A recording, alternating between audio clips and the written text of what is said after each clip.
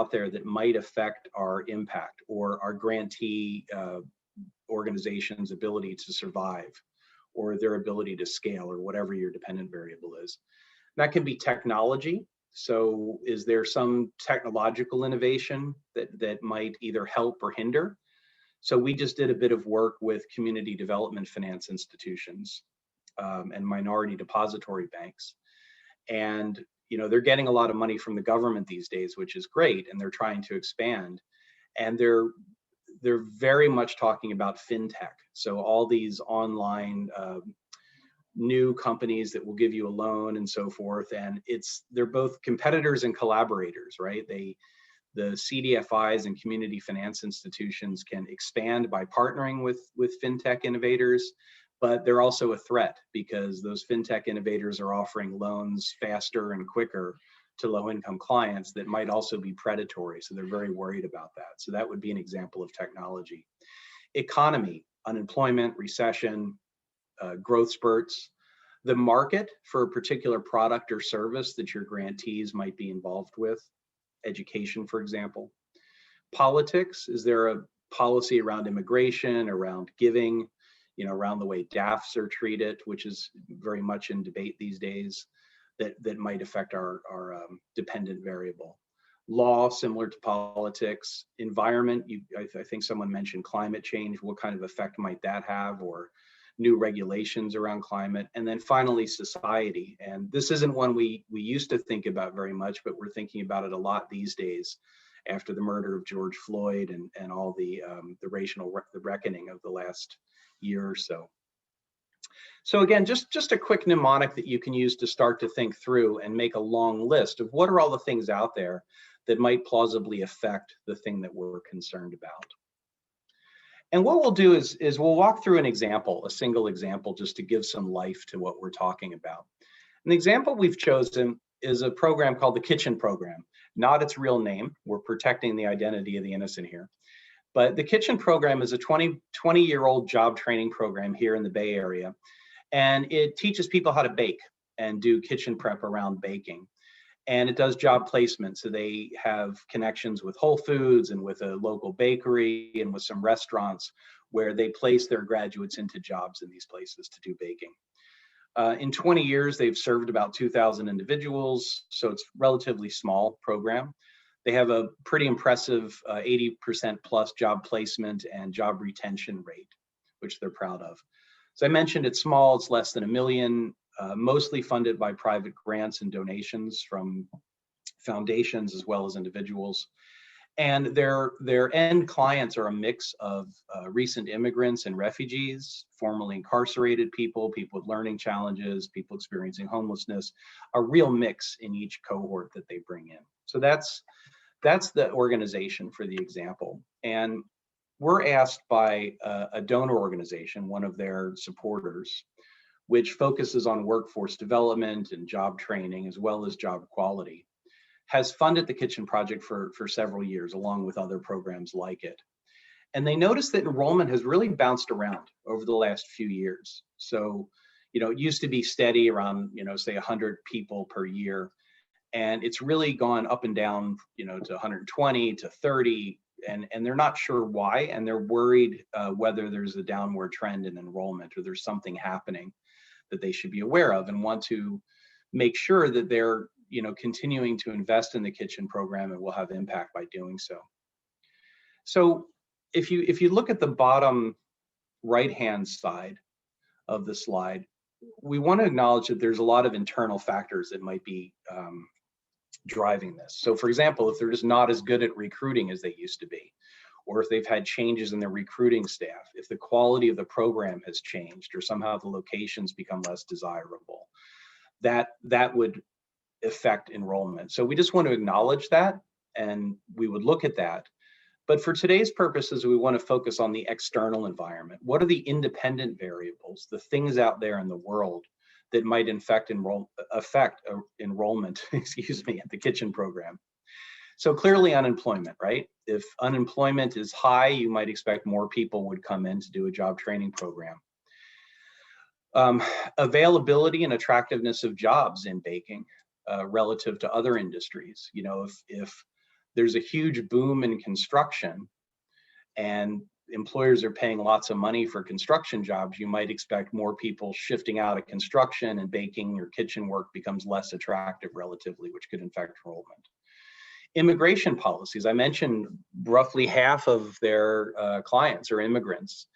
And so as we've seen in the last 4 years through 2020, there was a real change in immigration policy, and there were fewer people coming in. And many of those who were here who were undocumented were told afraid to come in and sign up and give their personal details for a program like this. So that's clearly affected enrollment.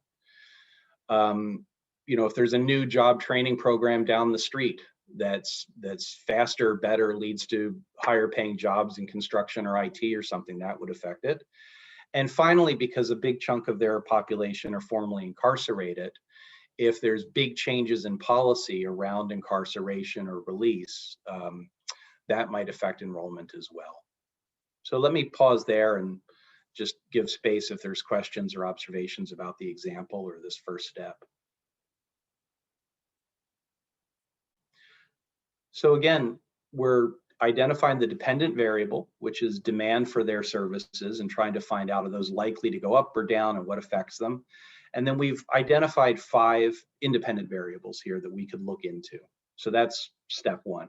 And I didn't mention the time frame, but we'll say the time frame is the next 4 years, because that coincides with the presidential administration. So, and it's between 3 and 5. So step 2 then is do the research. And research around future scenario planning is typically an iterative combination of desk research and talking to people. And so the desk research starts with the grantee, or if you have a portfolio, looking across a portfolio of grantees and seeing what's happened in the past. How sensitive is their enrollment to changes in unemployment in the local economy, for example? What are other people saying about this topic? Just getting up to speed on the whole sector. Looking at government databases, the Census Bureau, the Department of Labor, Department of Ed have statistics available on what's happening with education levels or incarceration rates, etc. There might be news sites. The popular press can be good. If there's an article in the San Francisco Chronicle about, there's a whole slew of new bakeries opening up, which is not the case, but if that were, that would be relevant. So there are things you can find just from looking at the newspaper. Some of the more wonky information you can sometimes get from academic journals, like someone may have done a study on the relationship between local employment rates and enrollment in workforce development programs, for example. Typically, you do some of this first, so that when you do go out and talk to people, you've got a base of understanding and you're not wasting their time by asking them questions that you can find online. But when you do go out, you certainly want to start with community members, whether that's grantees or their end clients or others, just to understand what their lived experience is. Are they having less interest, or is it that more people are applying but not getting in for some reason, for example? And talk to people who have applied and see what they say. Also talk to your own foundation leadership and staff and see what that helps to identify the dependent variables. Other grantee or non-grantee organizations that are doing something similar, workforce development or job training in this case. Other people who are working with the same end clients or beneficiaries, but not offering the same services. So, people who are offering counseling or whatever it is, immigration support, to find out what they're seeing in their target population, etc. And then the final thing I'll say on this slide is don't do this forever. These types of processes have a tendency to drag on, and you can get into a situation of paralysis by analysis where there's always more information you can collect. And we find that the easiest way to deal with that is to give yourselves a time period to collect the information before you move on to the next step. And that can be, depending on how big or complicated the question is, can be anywhere from, I would say, 6 weeks to a few months. Any questions or comments at this stage? Here's just a quick example from the kitchen program. Some of the things that we actually looked at. So looking at what's happened with recruitment in the past and trying to correlate that with changes in immigration, unemployment, who's actually applying and getting into the program each year, and how has that composition shifted, and how does it align with their mission? What's happening in the market? Are people getting jobs? Are the wages staying steady? Are there fewer or more jobs than there were 5 years ago, et cetera? And you can see some of the sources that we consulted. We interviewed all the people I just mentioned, economic and local experts in the local economy here in the Bay Area, grantee staff and management, immigration advocates. We talked to other job training programs in the area. We also held focus groups. We brought together some current and former students and said, why did you decide to apply? What made you have reservations? What other programs did you look at, to try and get a sense of what's driving their behavior? Because enrollment really comes down to whether people make the decision to sign up for this free program or not. And so understanding how they perceive these things is a very useful complement to the sort of objective quantitative data you're gathering on the other side. And so we put together findings. These are made up. Don't pay too much attention to the numbers on the left-hand side. These are just for illustrative purposes. But we looked at trends in the unemployment rate locally in the Bay Area, because that was most relevant. We looked at influx of immigrants and refugees into the Bay Area and what was happening there. And we looked at wages among their graduates to see whether they were going up or down. And we synthesized those into some key findings. And that helps us think through what are the real sensitivities, and what really drives enrollment. And from that, what can we expect to happen in the future? So I'll move on to step 3, but again, interrupt me if there are questions or concerns. So now we have the information. We understand what's been going on with these independent variables: immigration, unemployment, job quality, etc. And we have a sense of how they've interrelated with enrollment in the past. So what we do now is identify or articulate a couple of scenario statements. So scenario 1, unemployment. The unemployment rate increases substantially over the next 3 years, or the unemployment rate stays the same or decreases substantially. At the time we did this survey, unemployment was very low. And so there was no need to say the unemployment rate decreases substantially in the future, because it wasn't going to go any lower typically than where it was. But we looked at whether it was likely to increase or whether unemployment was likely to get worse over the next 3 years as a scenario statement. And then think through how, first of all, if that scenario were to come true, if unemployment were to increase substantially over the next 3 years, how big of an impact would that have on enrollment, our dependent variable? Would it matter? Would it make a big difference or not? And then how certain or uncertain are we that that scenario is likely to come true? And as you do that, there's 2 things to keep in mind. One is, I'll start with the bottom one. One, as I mentioned, starting with going back to the people who are most involved and saying, have you seen in the past that when unemployment goes up that enrollment spikes? Asking those questions about their experience. Getting a sense from your end clients through, for example, the focus groups we did. How does immigration policy affect your decision, for example, to come forward and do a program like this? So getting that really anecdotal but qualitative information is important. And then secondly, correlations. Not to get too sort of scientific or mathematical about it, but just know that, like in the slide that Laura showed earlier, there's all these complex interactions happening out there in the real world. So for example, when unemployment goes down, so when you have full employment, right, and the job market is hot, you might expect less enrollment, right, because people already have jobs. But at the same time, not often, but sometimes when unemployment goes down and when there's full employment, wages might go up. So if wages go up, that might actually bring more people into the program if they see an opportunity to get a job that pays more.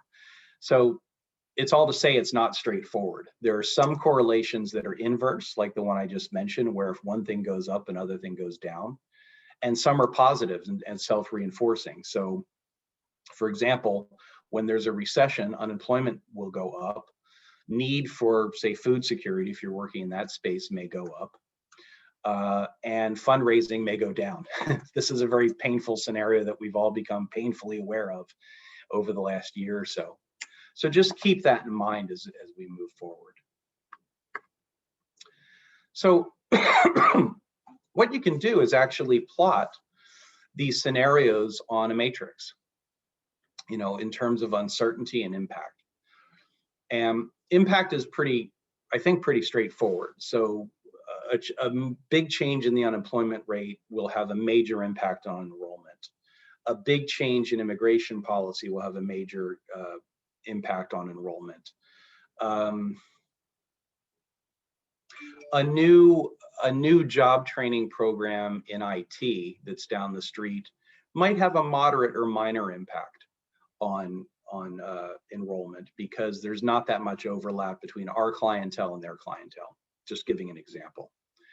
Uncertainty is again, how certain are we, you know, that unemployment will increase dramatically in the next 3 years, or do we just have no idea?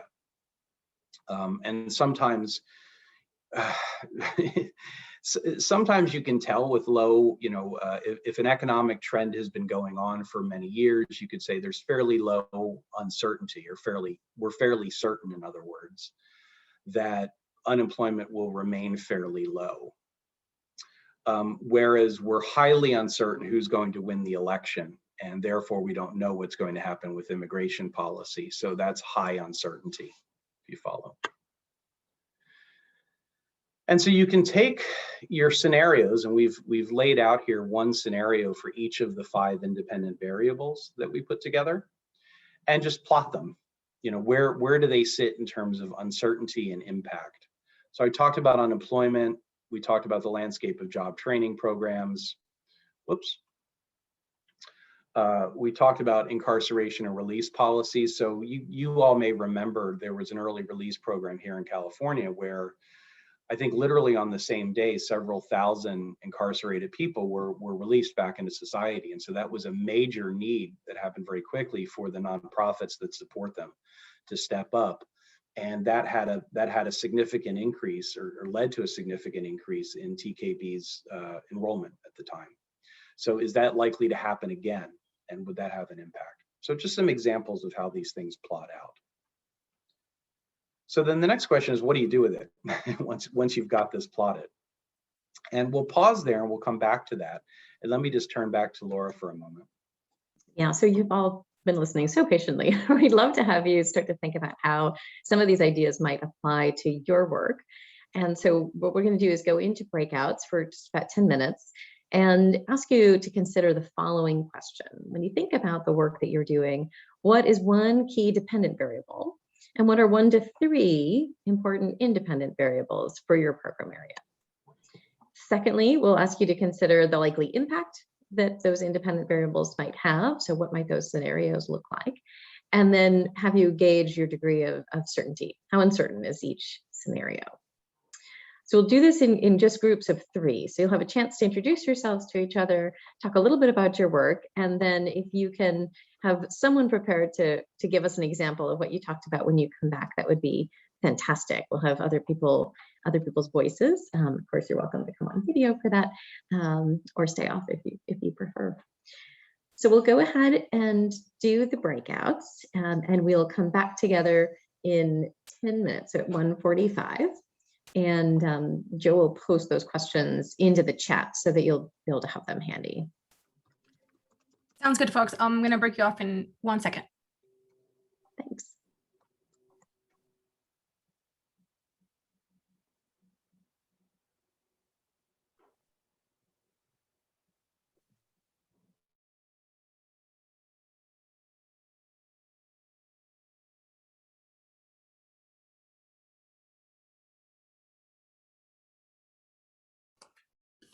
Does everybody else see the options?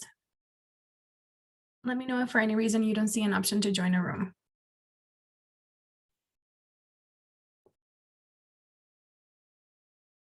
Pam, Alicia, Jessica, and Courtney, do you see an option to join a room?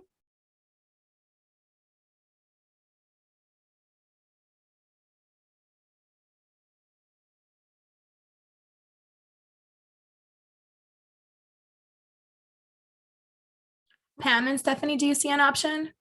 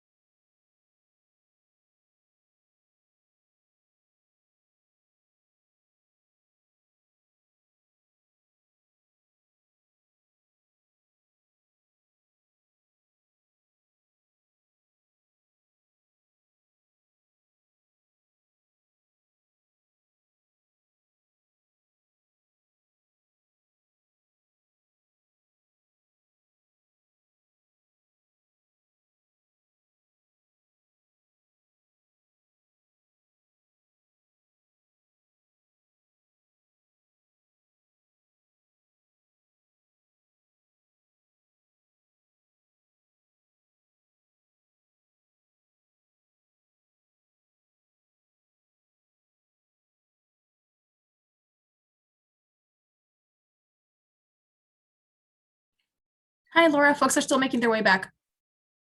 Great.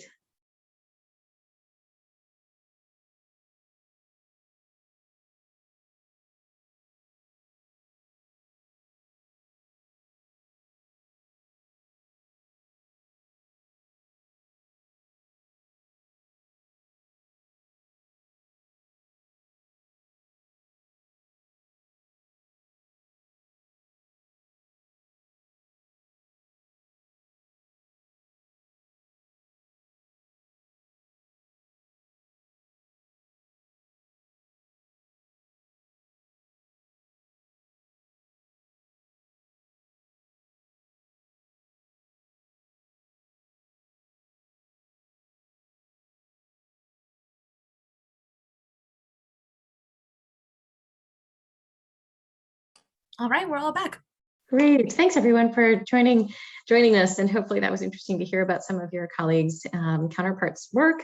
I think for the sake of time, I'd love if you wouldn't mind using the chat to just enter in, a sentence or two about the example that you shared. That would be fantastic. I know we are running short on time and want to make sure we get through the last two steps and also any questions you might have. So if you'd be willing to enter some of that in the chat, I think people would enjoy seeing the various examples. Ours was fascinating to listen to, so thanks. And then I will turn it back over to Joe to go through our last two steps.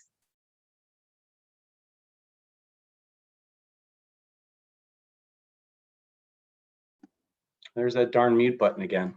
Just a reminder, we've talked about identifying what's the thing you're concerned about and what are the external factors or independent variables that affect that. We talked about research, so doing your homework and then going out and talking to people in the network and people outside of your network to really get as holistic a view as you can, and to try and time frame that so that it doesn't go on forever and you don't get caught in a cycle of paralysis by analysis. Then thinking through, and this doesn't have to be scientific and there's necessarily guesswork involved, but how big of a deal is this? How big of an impact is this likely to have on the thing we're concerned about? And how certain, how confident are we that this thing is going to change or stay the same? And then basically figure out how to respond. And that's what we'll talk about next. And then monitor. So basically, not surprisingly, if something is likely to have a big impact and we're uncertain about it, that's where we need to really pay attention. So those would be the high priority issues. Immigration policy is going to have a huge impact on our program, on our ability to reach people, and we don't know what's likely to happen because we're on the eve of the 2020 election, let's say. So what can we do? And generally the answer is to create contingency plans, build in some kind of flexibility so that we're prepared and ready to move in a different direction depending on who wins the election or depending on whether a particular law gets passed, for example. If we're more certain about the income and it's a major impact, like employment rates, for example, we can make some commitments. Like if we see a recession happening, and you could imagine March of last year when COVID hits and the lockdown happens, we know that the economy is going to take a hit. And we know that for at least some period of time, there's going to be economic tumult and dislocation. So we can actually go ahead and make commitments. And those commitments could be investments, putting more money out or hiring more people or whatever. It could also be scaling back, depending on what the change in the world is. It could be reducing or slowing down our hiring plans or freezing some of our grant programs and shifting money from one thing into another. But the basic message is if you have low uncertainty, you can probably go ahead and make some commitments, whether they're positive or negative. If it's high uncertainty, you want to make contingency plans. You want to build in some kind of flexibility. And obviously, if it's low impact and low uncertainty, it's probably not a big deal. We can ignore it. If it's high uncertainty, we're not sure about the impact or it's low impact, keep an eye on it, monitor for changes. And so the whole purpose of this is it really lets us zero in on what are the things we really want to focus on and how might we respond. And going back to something Laura said earlier, the goal of every response is either to seize an opportunity or to mitigate against a risk. So there's an opportunity for us to really engage, really broaden our fundraising base, because a bunch of rich people are moving into our valley. This was in my breakout session. So maybe there's an opportunity there to really increase what we can do for other folks in our area. If it's a risk, what can we do to mitigate that risk? And obviously these things are generally all mixed up together, which makes life complicated. But you can think about any activity or response you might take as trying to change the impact. So generally reducing the impact of a certain thing happening by building in a buffer, for example, or increasing the impact if it's a positive scenario. How do we, if we know there's a lot of people buying second homes in our area, in our service area, and there's wealth moving in, maybe we make a commitment and we hire a new fundraising officer, for example. I would say 80% of the actions you take in response to future proofing would be up here. It would be increasing or decreasing the impact of a scenario. But I would call out there's things you can do sometimes to reduce uncertainty. It might be more research to figure out a little bit better how likely is it that unemployment will go up, for example, or immigration will change. You could go hire a policy analyst to read the tea leaves and see what's happening on Capitol Hill. But you could also take steps to influence that thing.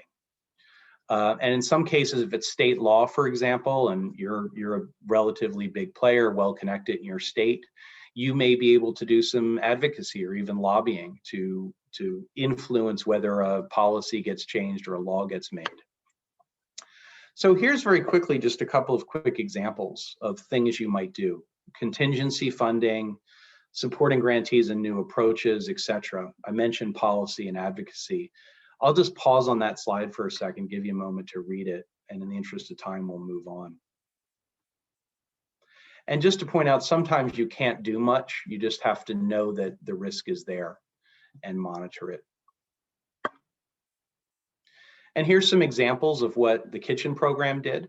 They decided to focus exclusively or almost exclusively on formerly incarcerated rather than immigrants, partly because of the uncertainty in the immigration environment, but also they found that their services were more needed. And the type of work that they were offering was more suited to formerly incarcerated individuals than it was to many of the immigrants who were coming through, who were quite well educated and we called them hobbyists, that some of them were learning to bake just to have something to do or to start a side business. It wasn't a matter of, basic employment for some of them. So that's just one quick example. Then finally, monitor, what did we do? How well did it work? And what do we learn from that? And then what opportunities have come up or what risks have gone away since we started this exercise, and what new ones might be coming up that we might want to add? And so finally, just a couple things to keep in mind. Really focusing on what's the specific concern or issue that we want to understand the sensitivity around, making it inclusive, engaging other people in the discussion, really focusing on this. It's not something you do kind of part-time. It requires a concerted effort for some period of time to do it well. And then really taking an attitude where you're questioning assumptions, exploring alternatives, taking some courage and honesty and transparency, and really probing to understand what's going on and what might happen. And questioning our own assumptions is really helpful. And finally, these aren't predictions. We don't know, but it's understanding what might happen and how that might affect our portfolio, and then what are the steps we can take to future-proof it, which were on that previous slide. Pause there and open it for questions and discussions in our few minutes remaining. And thanks for sharing all these great examples, from Nepal and the conflict there to U.S. education and youth development programs, homelessness. Really, you're all working across an incredible range of issues. So thanks for sharing these. Anyone brave enough to come off mute?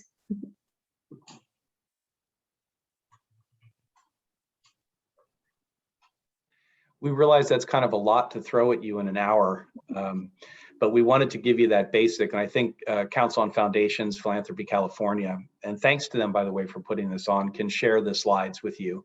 And our emails are here. So if you do have more questions, we're happy to engage and talk with you offline as well.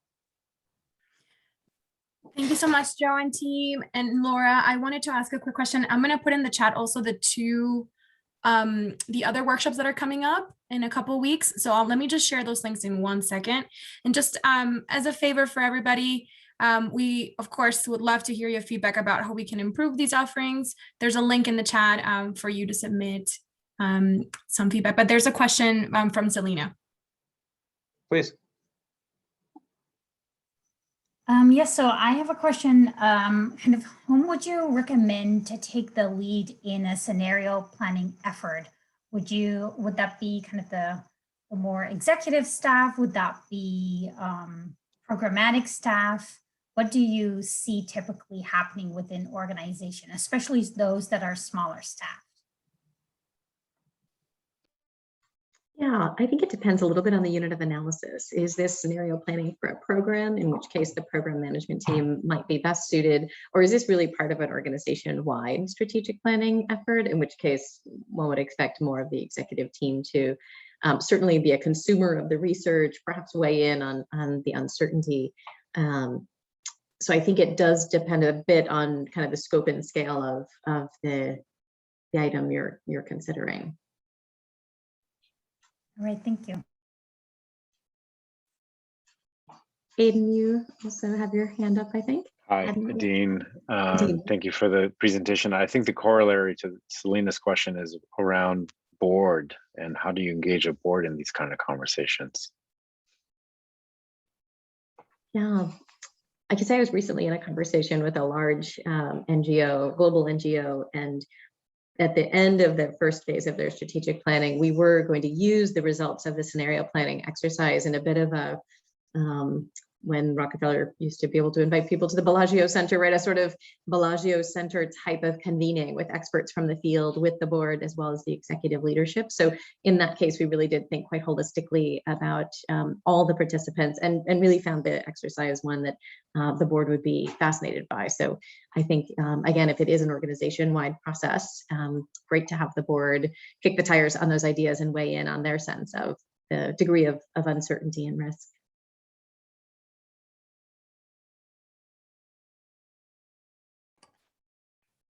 And I would add, just have at least 3 checkpoints with the board. One at the beginning to invite their ideas and hypotheses and lay out the process so they understand it. 2, a check-in at some point, just to let them know what's going on. That can be very brief. And then certainly at the end to not just feed back what you found and what responses you're considering, but to invite obviously their input into that as well. Thank you. Thank you so much, everybody. It's been a pleasure to have you here. Thank you for joining us. Thank you once again, Laura and Joe. I'm looking forward to seeing you in our next 2 workshops, and hopefully everyone else here will be able to join us as well. These are offered for free. This is a huge gift that we're being offered, and very generous. So thank you so much, everybody, and have a lovely afternoon. Thanks, Daniela. Thanks, everyone. Bye, Thanks, folks. everybody. Bye. Take care.